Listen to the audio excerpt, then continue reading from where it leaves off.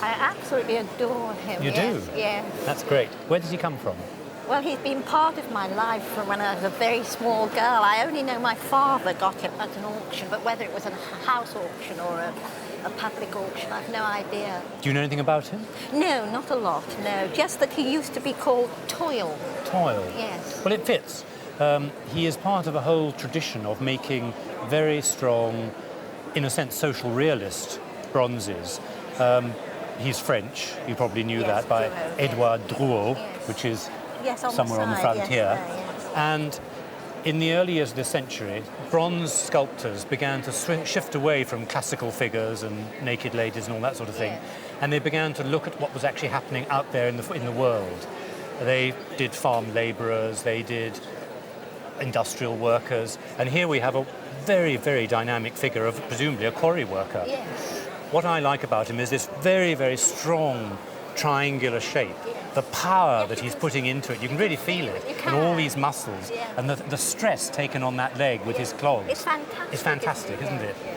The only thing that I find slightly strange is, in fact, if you look at the way the hands are pushing down on the wheelbarrow, he'd actually be putting it down, wouldn't he? Absolutely. I think I see what you mean, yes. He should be hauling it up. Well, how old do you think it is? I think it's about 1900, the end of the 19th century. I think probably my father bought it in about the early 20s, 1920s. That makes sense. Now, do you know what he paid for it? I've honestly no idea. Not much, I think. wouldn't have thought so. No. Right. Have you got it insured? Do you know any idea No, of its I value? haven't got a clue, no. It's a treasured object. Because of its subject matter and because of the power of the modelling, we should say, I think, about £2,000-3,000, something like that. Lovely, it's lovely, thank you. Thanks a lot. Originally it was my grandmother's, and when she died, the family gathered around a table and had to sort out her jewellery, and my mother, being the eldest, had the first choice. And she chose this. It's platinum set with pure white diamonds in what are called mille grain settings. They're called mille grain, literally 1,000 grains, because 1,000 grains apparently hold each of these absolutely pure water-white diamonds into the framework of what is a wonderfully articulated jewel. Yes. I'm almost sure it's French. It's such fantastic craftsmanship, made in about 1900, and of dazzlingly refined craftsmanship. Today, it's exactly the sort of diamond jewellery that people want. It's not ostentatious, it's wearable, and it's beautifully made, and it's pure white. So it's a very valuable thing indeed. It's worth about £8,500 to £10,000 for insurance. Oh, isn't that charming? Yes.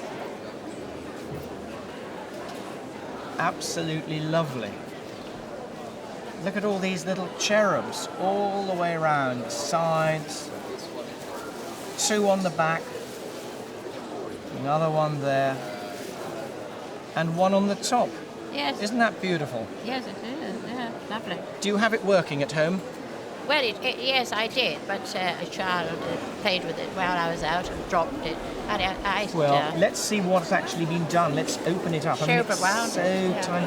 Oh no, I can see that the balance is broken. The little balance that goes like that with the hairspring is broken. That's going to be an expensive repair. But it's such a sweet little thing. It's in gilt metal. The enamel is just so beautiful. Yeah. Do you know which country it comes from? Paris. Do you think so? It was bought in Paris. It was bought in Paris? Well, it was bought in Paris by father for mother. And it was always, as far as I know, in the family. And father thought it was French. Well, we don't know whether it is. I have to say that it's very strange because on the bottom it has the anchor mark with GB. It's Gustav Becker, really? which is German. Oh, really? So he bought it in France, but it's certainly German. the case is certainly German. Well, even in this condition.